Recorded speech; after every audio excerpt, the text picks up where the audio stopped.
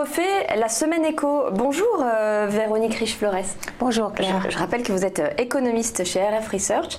Alors je le disais en préambule, une menace de guerre commerciale qui plane, bien sûr lancée par Donald Trump, qui après avoir annoncé qu'il allait imposer des taxes douanières sur l'acier et l'aluminium, sauf pour le Canada et le Mexique, et bloquer le rachat de Qualcomm par la société de Singapour Broadcom, sans oublier le grand ménage qui est opéré en ce moment à la Maison Blanche avec le limogeage de Rex Tillerson et le remplacement de Gary Cohn. Tout ça n'a pas fait tant bouger que ça les marchés, mais on a pu voir par exemple hier le dollar monter de 0,5%. Est-ce que c'est juste des effets de mouvement en intraday et qui n'augurent de pas grand-chose sur le long terme? Probablement pas, effectivement. Mais alors, si on revient effectivement sur les développements multiples et incessants aux États-Unis, il y a bien évidemment cette orientation ou ce passage à l'acte vers un protectionnisme qui est assez provocateur, pour le moins. Et je pense que la forme importe à peu près autant que le fond dans ces histoires-là. Et la forme n'est pas la meilleure. Ça, c'est le premier point. Alors, c'est assez déplaisant parce que effectivement, on sait très bien que quand on initie ce type de mesures, de rétorsion à l'égard du reste du monde, eh bien, on ouvre une voie vers laquelle finalement il peut se passer beaucoup de choses, beaucoup d'imprévus, beaucoup de répliques assez largement imprévisibles. Tout ceci prend corps. Alors, ça d'abord un effet économique probablement négatif pour les exportateurs, bien évidemment, de ces biens vers les États-Unis, et pour l'économie américaine probablement également, parce qu'on a des entreprises qui sont de forts consommateurs d'acier, d'aluminium, qui vont devoir payer beaucoup plus cher ces matières premières, qui répercuteront ou non sur leurs prix finaux, parce que répercuter sur les prix, ça veut dire une ponction sur le pouvoir d'achat, c'est probablement assez difficile dans beaucoup de domaines, et donc qui risquent de prendre assez largement sur leur marge. Ça, c'est le premier aspect négatif. L'autre aspect négatif, c'est que nous sommes depuis la fin de la crise de 2008 dans un contexte où le commerce mondial, le commerce international a beaucoup de difficultés à se rétablir, et que si on compare les flux d'échanges avec la croissance, en particulier celle de l'industrie, eh bien, on est sur une tendance déclinante qui pourrait suggérer, que je n'ai pas hésité moi, pour ma part, à suggérer, à qualifier de début de déglobalisation ou démondialisation. Et forcément, ce contexte-là par lui-même incite à plus de protectionnisme parce qu'on est moins attiré par un commerce mondial qui pourrait créer de la croissance. Et puis, nous sommes une planète vieillissante, ce qui facilite pas non plus les échanges. Donc, vous voyez que tout ceci finit mis bout à bout, finit quand même par inquiéter bougrement et sans doute par nous suggérer des répercussions assez largement négatives au niveau planétaire, pas seulement américain. Mais alors les États-Unis doivent faire attention parce que le principal détenteur des bons du Trésor, c'est la Chine. Donc des mesures commerciales destinées à la Chine peuvent être assez dangereuses, surtout qu'on apprenait une autre information très importante cette semaine, c'est que le Trésor américain n'avait pas emprunté à des taux aussi élevés depuis 10 ans. Alors, on va dire que lundi, elle a émis pour 49 milliards de bons du Trésor et en plus les investisseurs ne se sont pas précipités. Non, ne se sont pas rués parce que, écoutez, mettez-vous à la place des investisseurs, un investisseur à plus ou moins long terme. Est-ce que vous avez envie d'acheter de la dette américaine dans le contexte actuel? Alors, celle, effectivement, historiquement, réputée la plus fiable. Nous sommes néanmoins dans un contexte, et y compris des écarts de taux d'intérêt entre les États-Unis et le reste du monde qui devrait être favorable à la dette américaine et au dollar. En l'occurrence, je pense qu'aujourd'hui, les problématiques structurelles d'un déficit extérieur colossal et probablement pas en voie d'extinction en dépit des mesures protectionnistes qui, pour l'instant, vont plutôt créer des effets se sont prouvées contre-productives. Exactement.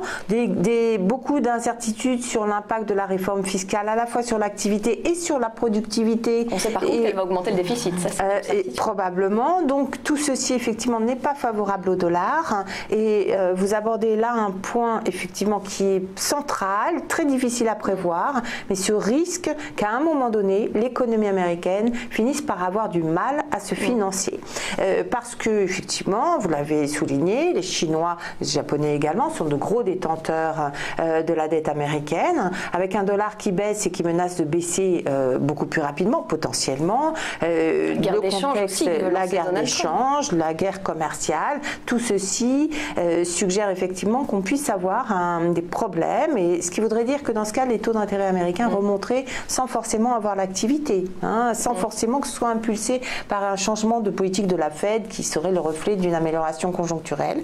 Ça pourrait être un cas critique, effectivement, qu'on surveille de près. À la Fed, justement, qui doit se réunir mardi, mercredi prochain et qui doit relever les taux? Non, enfin, c'est ce qu'on attend? Oui, vraisemblablement. Je pense que compte tenu des anticipations de ce qui est pricé par les marchés, il vaudrait mieux qu'elle suive et qu'elle remonte ses taux. Là où on va beaucoup suivre sa communication, ça va être sur la prévision pour les hausses de taux de cette année. Vous savez que cette année, jusqu'à présent, il y avait 3 hausses de taux prévues par les membres du board de la Fed.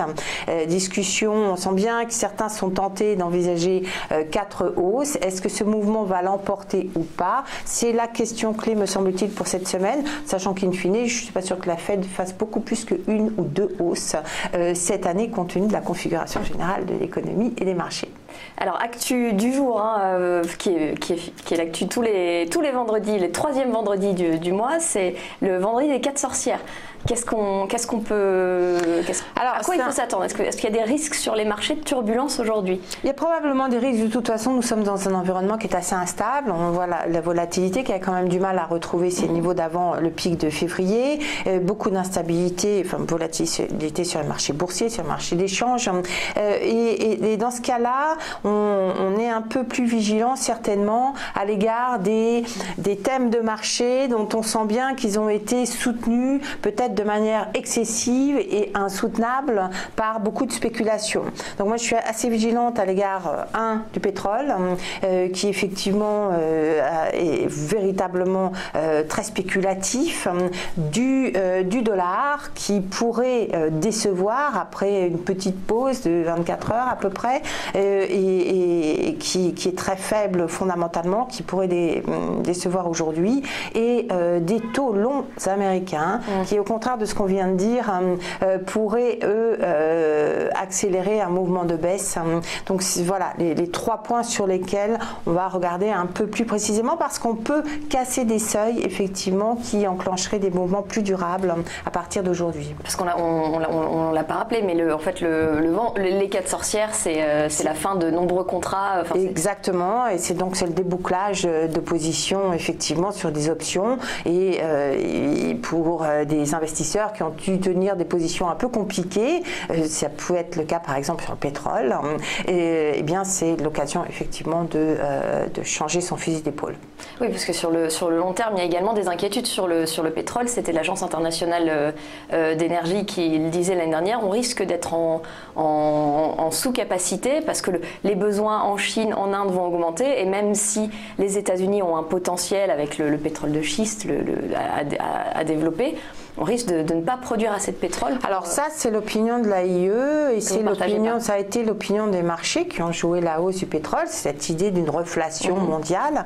Aujourd'hui, force est de constater que la production américaine flambe, que les Américains exportent de plus en plus de leur production, donc inondent le marché. Finalement, l'OPEP a fait des efforts, est parvenu à contenir, à limiter sa production, mais tout ceci est compensé par l'augmentation américaine et sans doute une émergence de nouveaux producteurs. Les programmes de développement de gaz de schiste ou autres schisteux sont nombreux avec les prix actuels, et je crains qu'en face de cette offre, on n'ait pas beaucoup de croissance de la demande, parce que la croissance de la demande aux États-Unis est très faible, en Chine également, et finalement au niveau mondial, enfin aux États-Unis et dans les pays de l'OCDE, on est d'ailleurs en croissance négative, en décroissance ces derniers trimestres.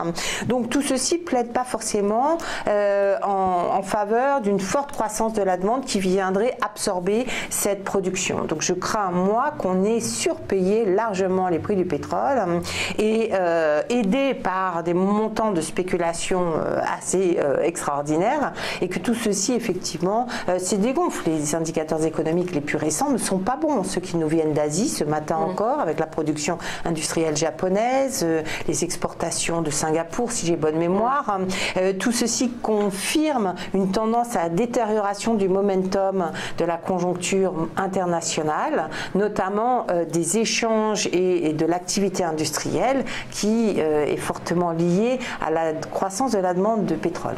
Bon, pas de risque de sous-production de pétrole, alors selon vous? Non, plutôt l'inverse, incontestablement, selon mon diagnostic. Merci beaucoup Véronique Riche-Flores. Je rappelle que vous êtes économiste pour RF Research. Merci.